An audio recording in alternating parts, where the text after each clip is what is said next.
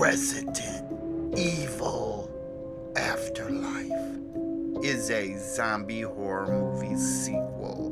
The movie takes place at the Umbrella Corp's Japanese facility, and Alice and all of her clones are attacking it, and Wesker's there. Boom, bada bing. They're just fucking shit up.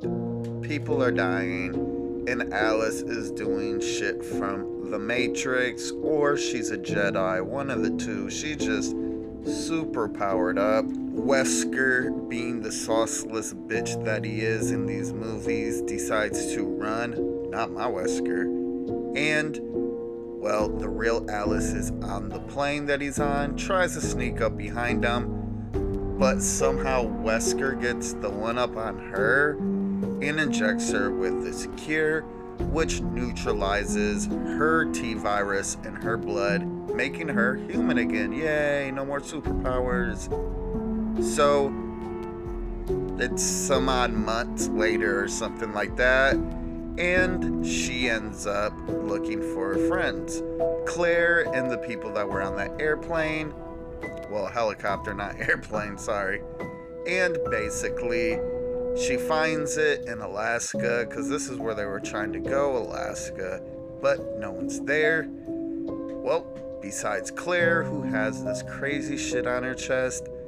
They fight, Claire gets beat up, she takes the shit off Claire's chest, and they find this airplane and go looking for survivors, because they can't be the only people left.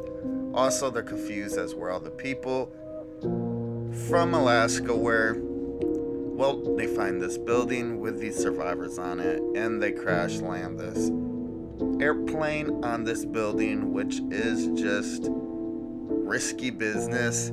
Turns out it's a prison, and they've been surviving there for a while. And down in, I guess you would call it, near the basement of this prison is, you guessed it, Chris Redfield. And they finally let him out when shit hits the fan, and they realize that there's these new variants of zombies. And he sees Claire, but Claire has amnesia, and they're just trying to escape this prison and get to this boat in the ocean where these survivors might be. And that is about the movie without too many spoilers.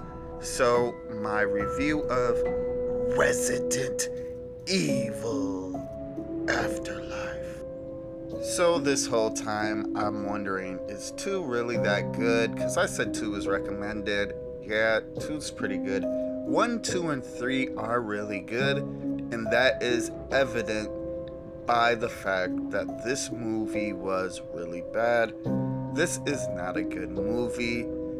Even if you were to watch this as a standalone, it's just not good. It's not good for the franchise. It was a horrible movie. Now, what kind of made it bad was that the first 40 minutes had nothing to do with anything. It was just like story and setup, while all the other ones just got into the horror zombie shit right away.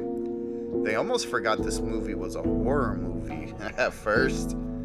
Just the beginning sequence when she's in the Tokyo facility is just horrible.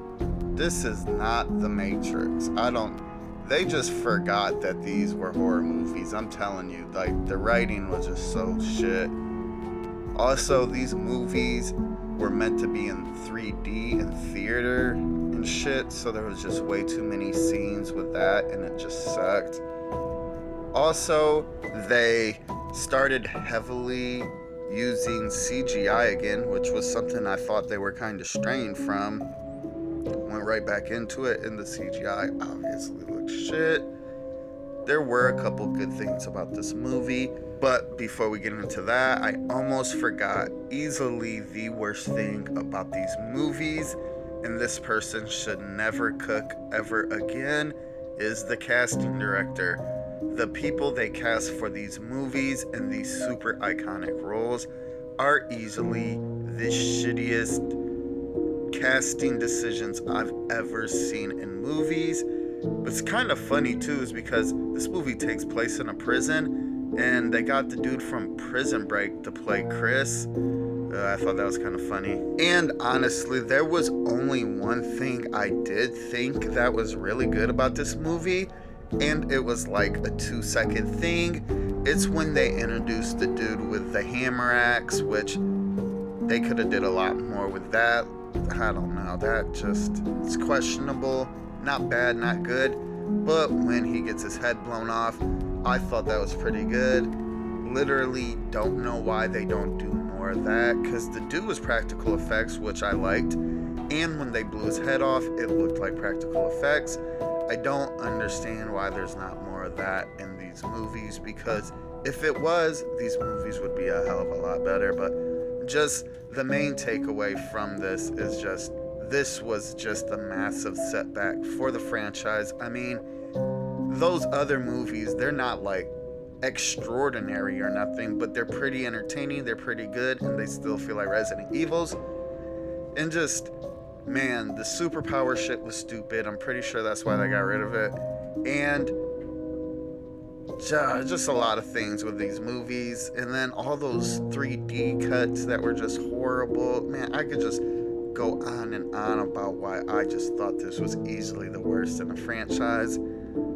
So yeah, my recommendation for Resident Evil Afterlife, and 1, 2, and 3 are definitely recommended. I'm not even considering number 2 not recommended anymore. That's for sure a pretty good movie.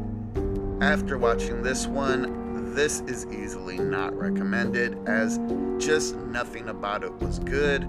Obviously, if you're watching Resident Evil, you're going to watch all of them, so it really doesn't matter.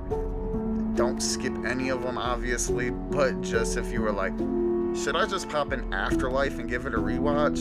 Hell no.